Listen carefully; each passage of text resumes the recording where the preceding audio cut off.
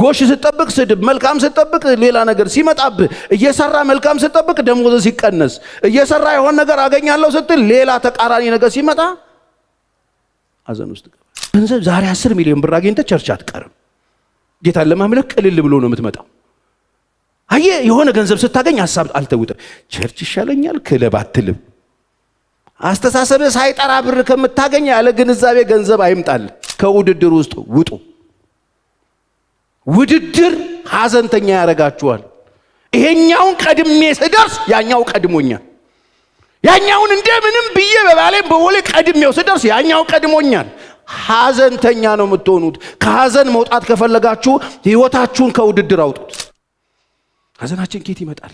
እንዳሰብነው ፍሬያማ መሆን ሲያቅት ነግቼ ተለውጬ አንብለክ በዚያ ያቆት ካክስተብላም ገንዘብ ወስደ ኑሮሱ ከዛ ፍሩት ፍሎናል ውስጥ ቁልቁል እየወረድክ ኪሳራ ውስጥ ብድር በብድር ትሆናለህ። ፍሬያማ መሆን ያቅታል። ከዛ አግብቼ ልጅ ምናምን ትልና እንዲያሰብከው አይሆንም። ፍሬ ምናምን አልባዱ እንደምታስበው ውጤታማ አትሆንም። ታያለሽ ለማምናም ብለ ዝተ ዘመዶች ላይ ምናምን ከዛ ሄደ ከባንክ ጋር ምናምን ሊንክ አድርገህ ምናምን ጨርሰ ጀምራ አስመርቀ የሆነ ነገር ጀምረ ከዛ ቁልቁል ፍሬ ይሄ ያስኮርፋል፣ ያሳዝን። እንዳሰብነው ስለማይሄድ ሐዘን ይመጣል። ፍሬ አልባ እንዳገልጋይ ትነሱና የሆነ ነገር አስባችሁ እናንተ እሳድገዋለሁ ለውጠዋለሁ ምናምን ብላችሁ ትነሱን። ይሄ ለአገልጋዮች በጣም ይጠቅማል። እግዚአብሔር ቤት የምታገለግሉ ከሆነ ወደፊትም አሁን እዚህም ሌላም ቦታ ሆናችሁ የምትሰሙኝ የእግዚአብሔርን ስራ ማሳደግ አትችሉ።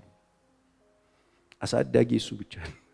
አንዳንድ ጊዜ እኔ ቢጤ አገልጋይ ስትሆን ፍሬ ምናምን ትመዝናለህ፣ ታውቃለህ። የውጤታማ ምናምን እንዲያርጌ እኔ አላምጥቻ አጥምቂያስ ደቀ መዝሙር አድርጌ አሰማርቼ በተብተብ ስትል እግዚአብሔር ቆሞ ያያል። ከዛ ያሰብከው አይሆንም። ጭራሽ የወለድካቸው ከስር ከስር ይሞቱብሃል። የወለድካቸው ከስር ከስር እየሄዱ ጫት ቤት ሲገቡ፣ የወለድካቸው ነገሮች ሲጠፉ፣ የምታስበው ነገር ማይሆን ሲሆን ታዝናለህ። እግዚአብሔር ግን ልብ ሳታውቀው ሐዘን ውስጥ ገባለህ። ፍሬ አልባ መሆን ያሳዝናል። ፍሬ አልባ ሆናችሁ ያዘናችሁ ሰዎች አላችሁ። አግብቼ ከዛ ውልድ አድርጌ ተወሎ ውልድ አድርጌ ሰው አግብተህ 1 ዓመት አትወልድም 5 አትወልድም 7 አትወልድም 10 አትወልድም። ከዛ ታዝናለህ። እንዳሰብኩት አልሆነ።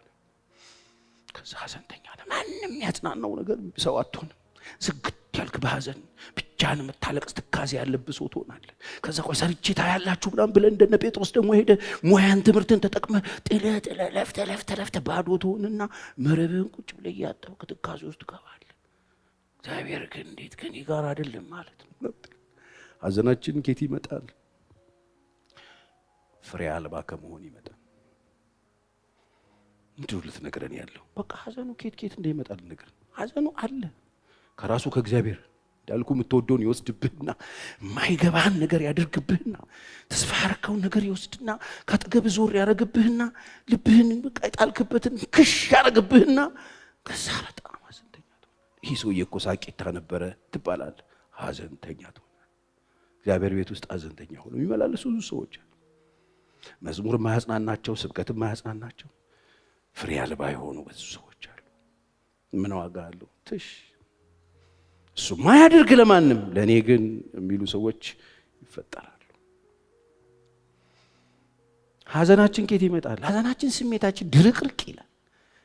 የነበረን ያ መነቃቃት ያ መነሳሳት ምናምን ከውስጣችን ጥፍት ይበልና ለምንድን ነው እሱ የሚመጣው? እሱ የሚመጣብን ነው ስሜታችንን የሚያደርቀው ነገራው እንዳሰብነው ሳይሆን ሲቀር እኛ ሰርተን ሰዎች ጎሽ ስንጠብቅ ስድብ ሲሰጡን፣ የሰራነው ነገር ጎሽ አፕሪሺዬሽን ስንጠብቅ ሰዎች ዲስካሬጅ ሲያደርጉን፣ ከዛ ስብርብር ትላለህ። ጎሽ ስንጠብቅ ስድብ፣ መልካም ስንጠብቅ ሌላ ነገር ሲመጣብህ፣ እየሰራ መልካም ስንጠብቅ ደሞዝ ሲቀነስ፣ እየሰራ የሆነ ነገር አገኛለሁ ስትል ሌላ ተቃራኒ ነገር ሲመጣ ሐዘን ውስጥ ገባል። ስብራት ይመጣል ህይወት ውስጥ። ከባድ ነው። ስለዚህ እርስ በርስ መበረታታት ጥሩ ነው። እኔ ለምን ብዬ ምስጋና ለሌለው ነገር የሚሉ ሰዎች አላገኛችሁ? በየመስሪያ ቤቱ ስብርብር ደህና ትጉ ሰዎች፣ ታታሪ ሰዎች፣ መልካም ሰዎች እድገት ሲጠብቁ ውርደት፣ ከፍታ ሲመጡ ዝቅታ፣ ምስጋና ሲጠብቁ ወቀሳ ሲደርስባቸው ኃይለኛ ዘመን። ከዛ የነበራቸው መነሳሳት የነበራቸው ለሥራ ቁርጠኝነት ምናምን እየጠፋ ይመጣል። ምስጋና ቢስ የሆኑ ሰዎች ሐዘንተኛ ይሆናሉ። ምስጋና ተነስታችሁ ሐዘን የመታችሁ ሰዎች አላችሁ?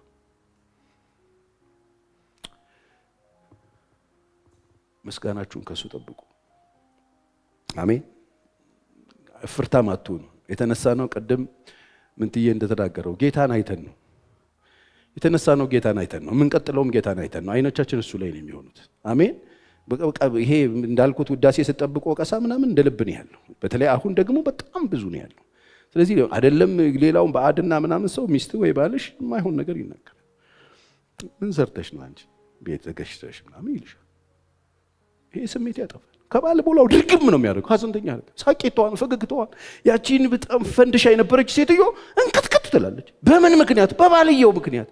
ምስጋና ስትጠብቅ ልጆችን ወደዛ ወደ ስትል የምትለፋውን ልፋት የምትደክመውን ድካም የምትወጣውን የምትወርደውን በሌሊት መነሳቷን ምሳቃ መቋጠሯን መሮጧን መሄዷን በዜሮ አጣፍቶት ምን ሰራው ልትይ ነው አንቺ አሁን እዚህ ቤት ማት ሚስቶች ተሰብረው በየቤቱ ቁጭ ብለዋል። ሐዘንተኛ ሆነው መማር የሚችሉበትን ጊዜ የነሱ ልጆች አሳድገው መስራት የሚችሉበትን ጊዜ እዛው ቤት ውስጥ ቁጭ ብለው ቤቱ እንዳይጓደል ከሰራተኛ ጋር ተሟግተው ከሚታጠበው ዋጋ ሲከፍሉ ውለው በዜሮ ሲጣፉ ስሜታቸው ስብር ይላል፣ ይደርቃል። ከዛ ስሜት አልባ ይሆናሉ። ለመኖር ጉጉት የሌላቸው ሰዎች ይሆናሉ። ምንም ወርቅ ብታነጥፍ ከዛ በኋላ ትርጉም አልባ ቤት ሰርተ ቁጭ ትላለህ። ሐዘን ከየት ይመጣል? ሐዘን ከመሬት እየተነሱ ሰዎች ሁኔታን ሳይረዱ ከወቀሳ ሰዎችን ከመውቀስ ሰዎችን በአጠገባቸው ሐዘንተኛ ሰዎች ካሉ ኢንኬዝ የበሽታው ሰለባ ያረጋችኋቸው እናንተ ከሆናችሁ ከዚህ ቀን ጀምሮ የሕክምናውን ባለቤቶቹ እኔ ያለበላችሁን አላክም። አሁን ከረንት ላይ ያለው ችግር የብዙ ሰዎች ሐዘንተኛ ይሄም ሰውዬ ያዝናል እንደ የምትሉት ሰውዬ ቀረብ ብላችሁ ሀግ ሰጣችሁ ነካ ነካ ስትሉት ሲያስቀምጡ ሲቪል ብሎ እኔ ምን ስሜት የለኝም ቤቴ ውስጥ የሚሉ ሰዎች አሉ። ለምን ፊቱን ሳየው የሚናገረው ንግግር እዚያ አንጀቴ ውስጥ ትችት፣ ነቀፋ፣ የሰዎችን ስራ በዜሮ ማጣፋት፣ ምስጋና ቢስነት ሰዎችን ሐዘንተኛ ያደርጋል። ሐዘንተኛም የሆናችሁ በዚህ ምክንያት ሐዘንተኛ የሆናችሁም ሰዎች ለነዚህ ሰዎች ሪሞታችሁን አትስጡ። መጽሐፍ ቅዱስ ትካዜህን በእግዚአብሔር ላይ ምን አድርግ ነው የሚለው ጣለው። እሱ አደገኛ ነገር ነው። ሌላው ሐዘን ውስጥ የከተተን ሁላችንን እንደ ሀገር እንደ ሕዝብ ማጣት ነው። ገንዘብ ማጣት። እውነት ውሸት? ገንዘብ የማይፈልግ ሰው እስቲ እጆቹን ያሳየኝ። ገንዘብ የሚፈልግስ ካስፈለገ የኛውን እና እንዳሰብነው የምናስበውን ነገር ባለማግኘታችን ለምናስበው ፕሮጀክት ለምናስበው ፕሮግራም ለምናስበው ጉዳይ የምንፈልገውን ነገር ለማድረግ ገንዘብ ማጣታችን ያሳዝናል። በተለይ በልጅነታችሁ እየተማራችሁ የነበራችሁ ሰዎች ምናምን እኔ ሳድግ መንዳት የምፈልገው መኪና አክሰስ ነው ምናምን የምትሉ ሰዎች አሉ። በጣም አሁን ባጃጅ ውስጥ ራሳችሁ ስታገኙ ስሜቱ ከባድ እንትኑ ብሸራው እንዲጣጣጣ ያረገ ኮብልስቶኑ ስትሄድ ስሜቱ ከባድ በጣም ቀላል ይመስል ነበር ስንጀምር ምናምን የሆነ ስንወጣ ምናምን በዲያው ተከራረን ችግር የለም ተቀጠቅ አድርጌ እኔ መኖርን ፈልገው ደግሞ በጣም ክፎች ናቸው ነጮቹ። አስቀድመው ፊልማቸውን ገለበጡብንና እኛ 3 ሰዓት ቁጭ ብለን የነሱን ፊልም እያየን ሆዳችን ውስጥ እንደ አሜባ ገባ፣ በሽታ እንደ ቀልድ ገባ። ከዛ የነሱን ፊልም እያየን ቁጭ እንላለን። ከዛ ደግሞ አገዳ ሸንኮራ ይዘን ካልጨረስነው 6 ጓንጓ አንነሳም። ጊዜያችንን በአንድ ጉዳይ ላይ እነሱ ቴስት ነው የሚያደርጉት፣ ሸንኮራ ነው ብለው ነው የሚሄዱት። እኛ ግን አንለቀው። ፊልሙን ጠግ ድረስ እሺ እስከሚለው ድረስ እናይላቸዋለን። እኛን ቁጭ አድርገው እነሱ ሰሩ፣ ሄዱ፣ ተመነደጉ። አሁን ከነሱ ጋር ደግሞ ጭራሽ እነሱ የኖሩትን ኑሮ ለመኖር ስናስብ የለም ጊዜው ተበልተናል። ትምህርት ቤት መሄዳችን ያልሄድንም ፊልም ቤት ነው። በቀን 3 ፊልም እንገባ ነበረ። እኛ በጣም ዘና ያልን ሰዎች ነን። ትምሮ ላይ ቻው ብለናል አይደል? አሁን ገና እስቲና ብለን ቴሌቪዥን የምናስከፍተው ብዙ ወላጆች በልጆቻችን ነው። እውነት ውሸት? እና እስቲ ቆለፈ የሞባይል የምትዩ ከኋላችን መጥተው በእንግሊዘኛ ሲንጣጡብን ምንድነው የሚያወሩት? ምናምን የሆነ ነገር ሊያረጉን እስኪመስለን ድረስ የሚነስረን ብዙ ሰዎች ነን። በቃ ተዘለልን። ከዛስ አሁን በስራ የሚገኘውን ውጤት ስንፈልግ ምን እንስራ? አብዛኞቻችን መስራት የምንችለው የጉልበት ስራ ነው። የጉልበት ስራ መስራት ደግሞ ክፍያው የታወቀ ነው አይደል? ገንዘብ ፈልገን የለም። አይ እንደምንም ብዬ ተባጥሽ ውጭ ሀገር ሄድጄ ትተም ያለው ሰውዬ የእናቱን ቤት አሽጦ ሄዶ የመሰለው ዱሮ ልክ ከአውሮፕላን ሲው ዶላር ዶላር ዶላር ዶላር ዶላር እያለ ለቅሞ እንደዚህ ይዞ ይመጣ ነበር የመሰለው። የለም እዛ ዶላር መሬት ላይ ፉዞ ሰላም የሚለውም ሰው የለም።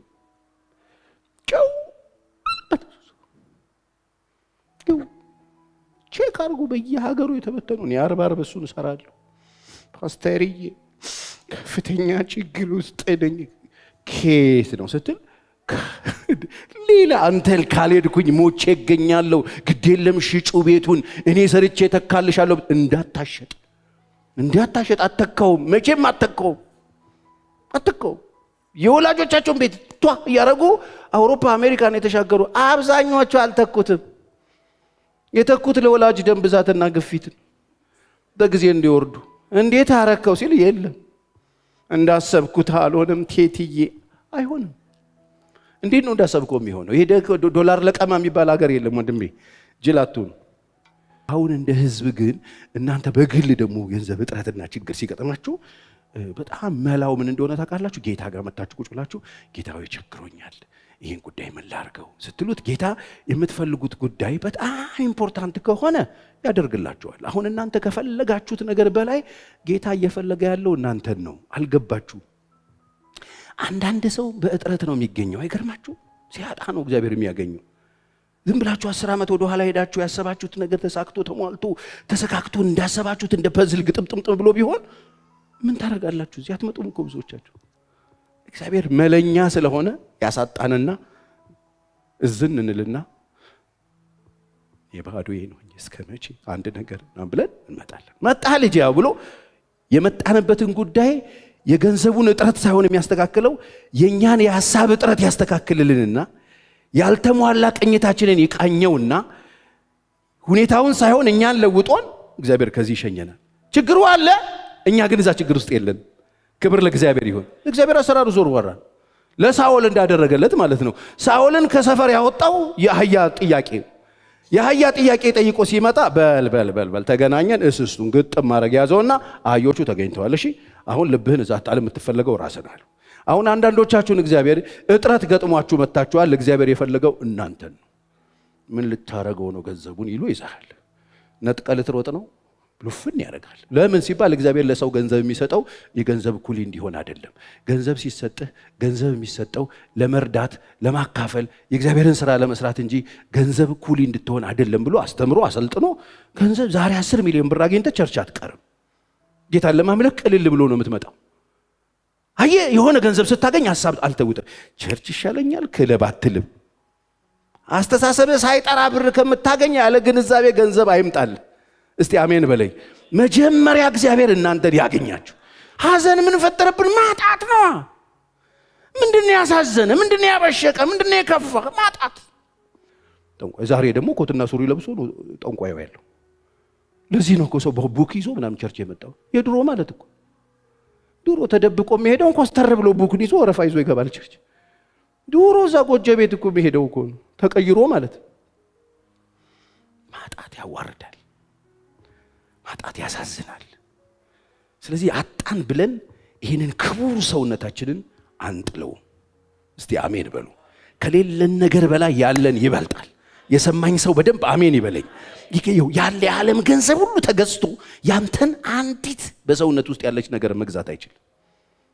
የዓለም ሁሉ መጽሐፍ ሰው ዓለምን ሁሉ ቢያተርፍ ይላል፣ እኛ ጋር ያለ ነፍስ መገዛት አይችልም። ስለዚህ አሁን የሌለንን ቁጭ ብለን ያላዘንን ጎደለ ምናምን እያለን ከምናለቅስ ያለንን መቁጠር እንጀምር። እስቲ እግሮቻችሁ ስንት ነው የሚያወጡት? ይሄ የማይጮህ ስታጣጠፉት ጸጥ ብሎ የሚተጣጠፍ እግር ስንት ነው? እሺ ተውት። ከዛ ቀና በልና ጂኒው ይሄ የማይጮህ ዝም ብሎ እንዲቋቋም ማይል ስንት ነው? እቺ ጣት ስንት ናት? እቺ ጆሮ ስንት ናት? እቺ ቅጠሏ፣ እቺ አፍንጫ ስንት? ይሄ መስማት፣ ይሄ ማየት፣ ይሄ መናገር፣ ይሄ ጥርስ ስንት ነው? ስራው ሄድና ጥርስ ቤት ሄደ። ማት ሺህ ብር ነው ቋፍ ውስጥ ያስከው። ምላስ ስንት ነው? ምላስ ምንም የማይጠቅም ነው ለሚመስላችሁ፣ ምንም ዋጋ የማያወጣ ነው ይመስላችሁ አይደል? በገንዘብ ቢተመን ምንም አይነት ገንዘብ ሊገዛው የማይችለው ሀብት ተሸክማችኋል። የሰማኝ ሰው አሜን ይበለኝ። በቃ አይደላችሁም። በክርስቶስ ኢየሱስ ደግሞ የዘላለም ሕይወት ወራሽ ሆናችኋል። ያላችሁ በጣም ያላችሁ ይብቃችሁ ሲባል ያላችሁ ነገር በጣም ብዙ ስለሆነ ነው። ያላችሁ ነገር ትልቅ ስለሆነ ነው። እስቲ ያለኝ በጣም ብዙ ነው በሉኝ። ያለኝ ትልቅ ነው በሉኝ እስቲ። በቃ አሁን ሰይጣን ክፉ ስለሆነ ያላችሁን እግዚአብሔር የሰጣችሁን መንግስት አይደለም የሰጣችሁ፣ ሰው አይደለም የሰጣችሁ፣ ማንም አይወስድባችሁ። እግዚአብሔር የሰጣችሁ የሚወስደው ራሱ። ሌላው ሐዘንን ትካዜን ወደ ህይወታችን የሚያመጣው ከዚህ በፊት የጋብቻ ትምህርት ላይ አንስቼዋለሁ። ውድድር የራሳችን ህይወታችን ውድድር እንትና እንትን ከሱ እንትና እንትን ለበሱ እንትና እንትን አገኙ፣ እኛስ ውድድር መፎካከር። አሁን ይሄንን ይዛችሁ የምትኖሩ ሰዎች እመኑኝ፣ ትካዜያችሁ ሐዘናችሁ ይቀጥላል። ከሐዘን መውጣት ከፈለጋችሁ በመንፈስ ንቁ ሆናችሁ እየሰማችሁኝ ከሆነ መገላገል ከፈለጋችሁ ዛሬ በደስታ መኖር ከፈለጋችሁ በጌታ ታምናችሁ ሐሴት እያረጋችሁ የማይታየው እንደሚታይ ቆጥራችሁ በሙሉ ደስታ መኖር ከፈለጋችሁ ውድድር፣ ፉክክር አቁሙ። እግዚአብሔር ማንንም ሰው ከማንም እንዲወዳደር አልጠራውም። ዛሬ ግለሰብ ከግለሰብ፣ ሴት ከሴት፣ ወንድ ከወንድ፣ አስተማሪ ከአስተማሪ፣ ዶክተር ከዶክተሩ፣ ሐኪሙ ከሐኪሙ፣ አገልጋይ ከአገልጋዩ ውድድር፣ አገልጋዩ ውድድር፣ በመኪና ውድድር፣ በቤት ውድድር፣ አንዱ ደንፋሽ ቁርጥ። በቃ ዘመንህም በሙሉ ሮጠ ግባ ከመሬት ከመፈጸሙ በፊት ከውድድር ውስጥ ውጡ። ውድድር ሐዘንተኛ ያረጋችኋል። ይሄኛውን ቀድሜ ስደርስ ያኛው ቀድሞኛል። ያኛውን እንደምንም ብዬ በባሌም በወሌ ቀድሜው ስደርስ ያኛው ቀድሞኛል። ሐዘንተኛ ነው የምትሆኑት። ከሐዘን መውጣት ከፈለጋችሁ ህይወታችሁን ከውድድር አውጡት፣ ከፉክክር ውስጥ አውጡት። ከነከሌ ጋር አትፎካከሩ። ሰዎች ሲሆንላቸው ደስ ከሚላቸው ጋር ደስ ይበላችሁ።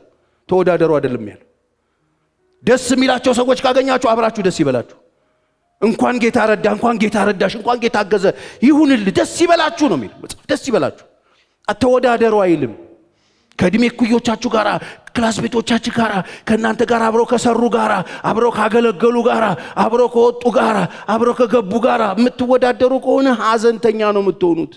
እኔ በአገልግሎት ዘመኔ ስላየው በጣም ብዙ ሰው በዚህ በኩል በእኔ በኩል እንኳን ያለፉ በጣም ብዙ ነገር ይዘው በሐዘን የሚኖሩ ብዙ ሰዎች አሉ። ህይወታቸው ውድድር፣ ምንም ቢያገኙ አይጠረቁም፣ ምንም ቢይዙ አይጠረቁም። ለምን? የያዙት ግብ ዓላማ አድርገው የወጡት ነገር አትራፊ አይደል፣ መቆሚያ የለውም። አንዴ በጌታ አርፋችሁ ከጀመራችሁ፣ በሱ ተረክታችሁ ከጀመራችሁ፣ እግዚአብሔር ለሚወደው የሚያስፈልገው እንደሚሰጥ ካመናችሁ፣ በጎ ስጦታ ፍጹም የሆነው በረከት ከጎን ሳይሆን ከላይ እንደሆነ ካመናችሁ፣ እግዚአብሔር ስለኔ ያውቃል ያለውበት ሁኔታ በትክክል የኔን ድርሻ በተሰጠኝ ስራ ላይ ምጠበጥብ ከሆነ እኔ ከከሌ ጋር ልወዳደር አልችልም። አንዳንድ ሰዎች አውጥቶ ያወዳድሯቸዋል። አንተ አይደል እንዲያስተማርከው፣ አንተ አይደል እንዲያርከው፣ እንትን እኮ ብሎ ጥሩ ነው ይሳካለት። በቃ የተሰጠውን ይሰራል፣ ይሰጣል። እኔ የተሰጠኝን እሰራለሁ፣ አለቀ በቃ። ምን ያለኝን እግዚአብሔር የሰጠኝ ሰርቼ ነው ማልፈው። ለውድድር እንዳትወጡ ከቤታችሁ። ቀናችሁ በሐዘን ይመታባችሁ። ቁጭ ብላችሁ ወደ ልባችሁ የሚመጡ ሰዎች የሆኑ ሰዎችን ክንውን፣ የሆኑ ሰዎችን ስኬት፣ የሆኑ ሰዎችን ኑሮ አይታችሁ ከእናንተ ጋር ለማስተያየት የሞከራችሁ ቀን ኢሚዲየትሊ የሐዘን ማቅ መጥቶ ላያችሁ ላይ ይወድቅ። ሐዘንተኛ ትሆናላችሁ። ከዛ ምን እንደሆናችሁ አታውቁ።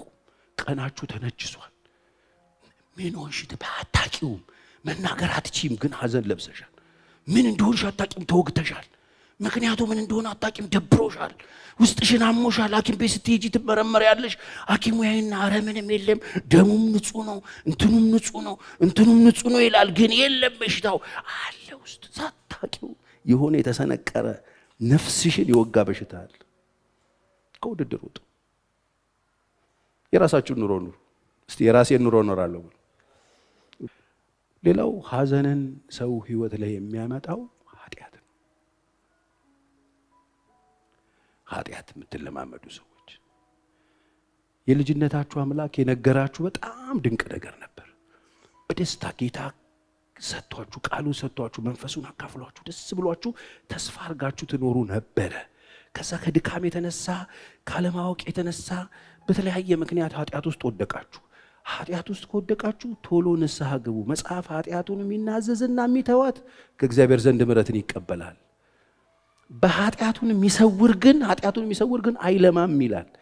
ኃጢአት ምን ያረጋችኋል? በቃ ሐዘንተኛ ያረጋችኋል። አሁን እግዚአብሔር እኔን እንዴት ይቀበለኛል? አይቀበለኝም እኮ። ሰው ሁሉ ቢቀበላችሁ እናንተ ግን ሐዘንተኛ ናችሁ። ያ የተሰወረው ኃጢአታችሁ ይይዛችኋል። እግዚአብሔር አይቀበልም። አገልግሎትን አይቀበለው፣ ኑሮህን አይቀበለው፣ ህይወትን አይቀበለው። አንተ ልፋ ዝም ብለህ ይልሃል። ሳታውቁት ልትደሰቱበት የሚገባው ጉዳይ ላይ ቁጭ ብላችሁ እናንተ ግን ሐዘንተኛ ትሆናላችሁ። ስለዚህ ምን ይሻላል? ኃጢአትን መናዘዝና መተው ይቻላል። ዛሬም ከኃጢአት መውጣት ከችግር መውጣት አያሳፍር። ምንም አይነት ህይወት ውስጥ ሆኑ ኃጢአት ውስጥ ነው ያላችሁት። የተለማመዳችሁት ነገር ሩቅ ነው። አዎ ያላችሁበት አመጽ ሩቅ ነው። አዎ ለራሳችሁ ይቀፋችኋል። ውጡ። አያሳፍር። መናዘዝ አያሳፍር። እዛ ውስጥ መኖር ነው የሚያሳፍረው። እኔ አንዳንድ ወዳጆቼ ድሮ እኔ ሌባ ነበርኩ፣ የድሃ ልጅ ነበርኩ፣ እንደዚህ ነበርኩ። ኧረ በእናትህ እንደሷ አትበል ይሉኝ። ምን ማለት ነው አትበል። ሰው ይንቃል። ይሄ ከናቀኝ ይናቀኝ። በቃ እዛ ውስጥ መኖር እንጂ የሚያሳፍረው። ከዛ ውስጥ እኮ አወጣኝ ነው ያልኳችሁ እኮ። ምሮ የሚያሳፍረው ከችግር ውስጥ ወጣው እኮ ነው ያልኩት። ከሌብነት ውስጥ ወጣው፣ ከአመጽ ውስጥ ወጣው፣ ከተስፋ መቁረጥ ውስጥ ወጣው፣ ራስን ለማጥፋት ካለ ፍላጎት ውስጥ ወጣው። ምን አወጣህ? ኢየሱስ አወጣኝ ነው እኮ ያልኩት። ይሄ እንዴት ነው የሚያሳፍረው? አመጽ ውስጥ ነበርኩ፣ ኃጢአት ውስጥ ነበርኩ፣ ክርስቶስ አወጣኝ ነው እኮ ያልኩት። ከጌታ ጋር ይሄዋለው፣ ይቀየራል፣ የወደቀ ይነሳል፣ የሳተ ይመለሳል፣ የቆሸሸ ይታጠባል። እግዚአብሔር የእንደገና አምላክ ነው እኮ ያልኩት። እንዴት ነው የሚያሳፍረው? ይሄ ኃጢአተኛ ነበርኩ እኮ አያሳፍርም። ኃጢአተኛ ሆኖ መኖር ነው የሚያሳፍረው ወገኖች። ኃጢአት ህይወታችሁን ያበላሽዋል። ከሐዘን አትወጡ።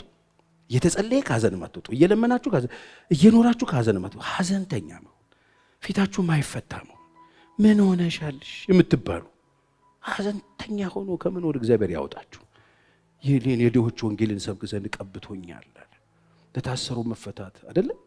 በአመድ ፈንታ አክሊል ያደርግላችሁ። በሐዘን መንፈስ ፈንታ የደስታ ኢየሱስ እኮ ይዞላችሁ የመጣው ሐዘን መንፈስ እኮ ነው። ሐዘን እኮ